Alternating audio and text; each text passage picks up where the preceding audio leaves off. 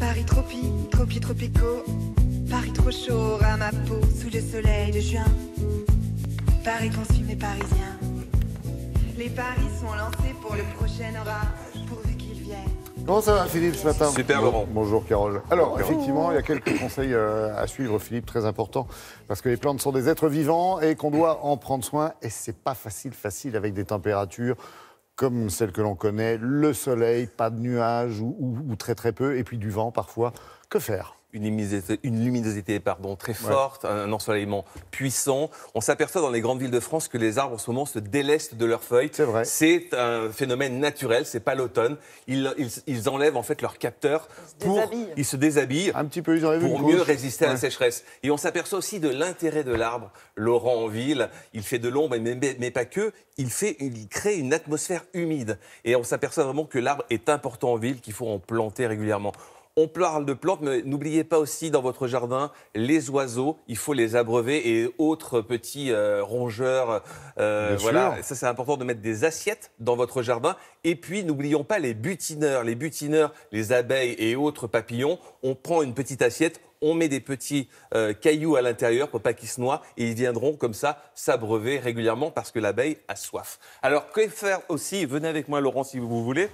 Que faire aujourd'hui aussi au jardin, sur son balcon, sur sa véranda? Il y a plein de choses à savoir. D'abord, au balcon, c'est là où les plantes sont le plus sensibles à la sécheresse. Ah, là, c'est les cheveux d'ange. Ça, c'est magnifique, ça bouge avec le vent. J'adore. Alors, au balcon, il y a 3 possibilités. Souvent, maintenant, on met du métal, du zinc, du plastique. Ça, c'est bien. Pas bon, si. C'est déco. C'est beau, c'est déco, mais c'est pas bon. Pourquoi? Parce que vous avez, avec le plein soleil, une augmentation de température énorme au niveau des racines. Et là, on les crame?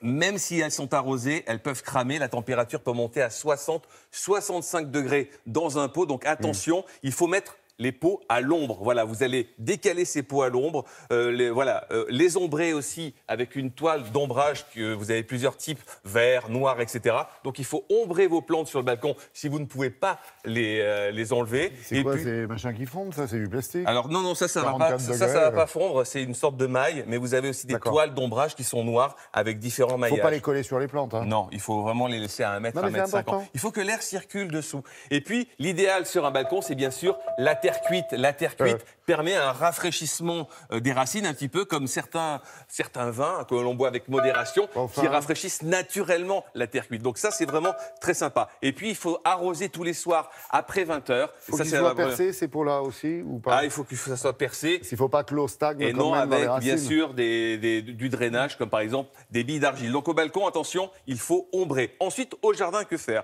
On va biner régulièrement, si possible, tous les 2-3 jours, son sol. Donc on va gratter un petit peu le sol pour casser la croûte de battance, on appelle ça. Donc ça évite au sol de perdre toute son eau. Ensuite, on va brumiser ces plantes après 20h. Le feuillage, évidemment, avec un pulvérisateur un peu plus professionnel que je n'ai. Voilà, mais brumiser le feuillage, ça permet à la plante de descendre en température. Il va falloir aussi arroser après 20h.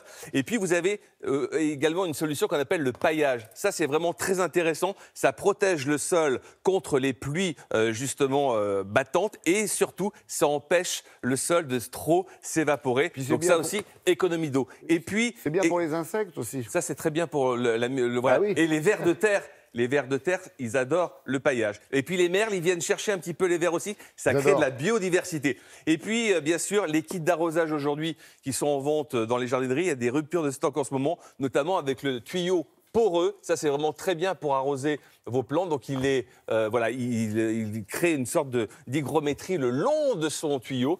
Donc, voilà. Et pour les vérandas, il faut absolument les aérer, créer un courant d'air dans vos vérandas et puis sortir les plantes, évidemment, à l'ombre pour éviter qu'elles prennent un coup de chaud. Oui, alors ça, c'est la véranda, c'est le balcon, c'est l'appartement. Il y a une différence avec le jardin. Hein, exactement. Voilà, avec le jardin. On ne fait pas la même chose. On l'a dit, on a dit, il faut gratter le sol, arroser, brumiser les plantes. Et puis, choisissez des plantes aussi qui résistent à la sécheresse, comme les cheveux d'ange, les plantes grasses qui ont des feuillages assez épais, les plantes aussi dufteuses avec des poils qui permettent justement de limiter l'ensoleillement sur la plante.